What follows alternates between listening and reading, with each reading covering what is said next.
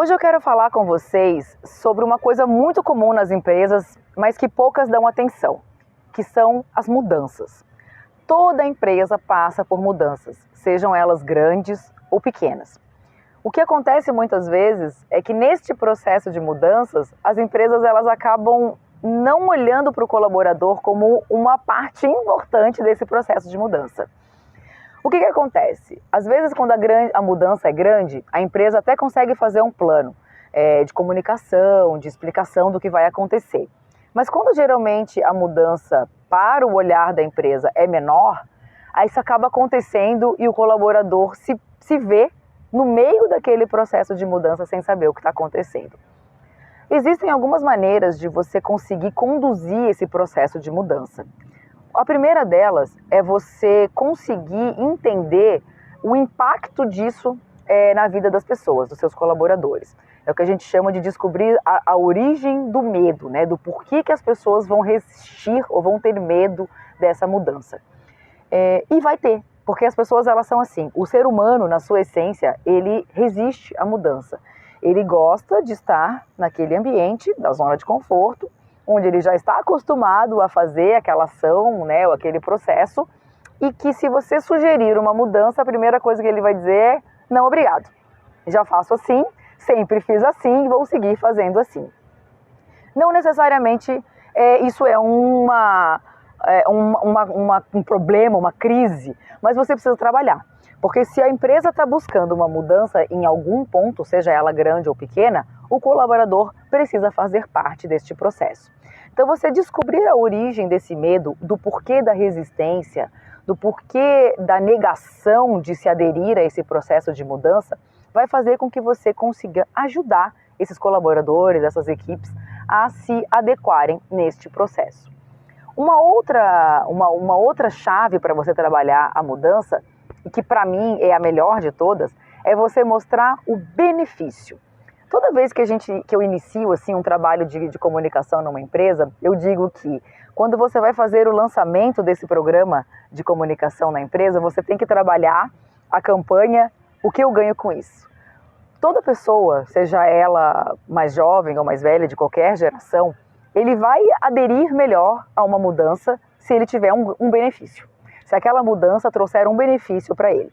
Então, quando você vai trabalhar uma comunicação de mudança no seu ambiente corporativo, você deve lembrar que você tem que trazer em destaque o que aquele colaborador está ganhando com isso. Seja um melhor rendimento no trabalho, um melhor reconhecimento, uma diminuição do retrabalho, uma facilidade para acessar informações estratégicas, um ganho mesmo que seja, né, em termos de salário, de bônus, né, de benefícios. Então, quando você mostra para as pessoas o que elas estão ganhando em fazer aquele processo de mudança, a resistência é muito menor. Você consegue ter um engajamento maior nesse processo. Outro ponto importante que deve ser lembrado é que dentro deste processo de você trazer os benefícios, de você entender os medos das pessoas, é você trazer as pessoas para o processo de mudança.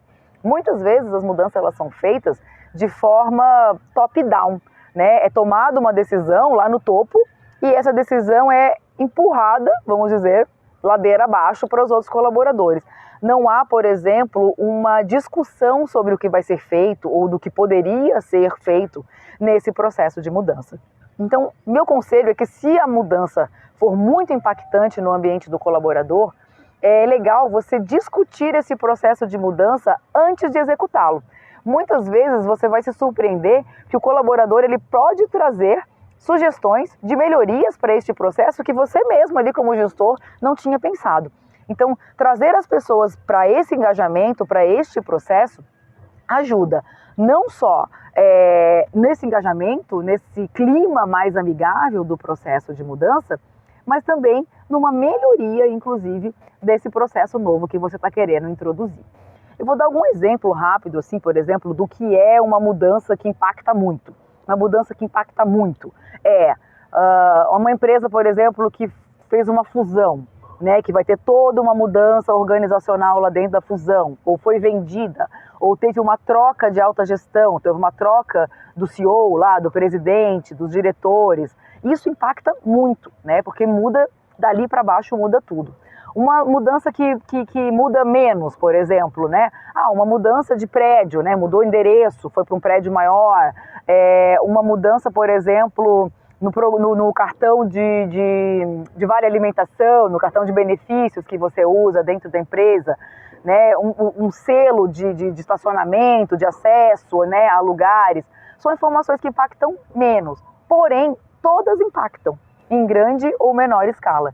Então, independentemente de você trabalhar uma comunicação muito e pensando muito no impacto maior, você acaba deixando de trabalhar essas mudanças que são menores e elas causam grandes prejuízos quando não são trabalhadas direito.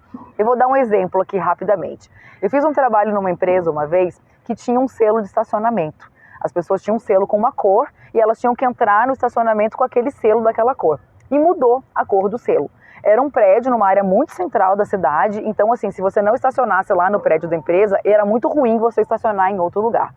Bom, o selo foi mudado, a empresa mandou uma comunicação daquele tipo bem sem engajamento, né? Comunicado, troca do estacionamento. Tinha um prazo para as pessoas trocarem os selos dos carros para entrar no estacionamento e muita gente não deu bola para aquela comunicação. Aquela comunicação não foi feita de forma efetiva para uma mudança que parecia não ser importante.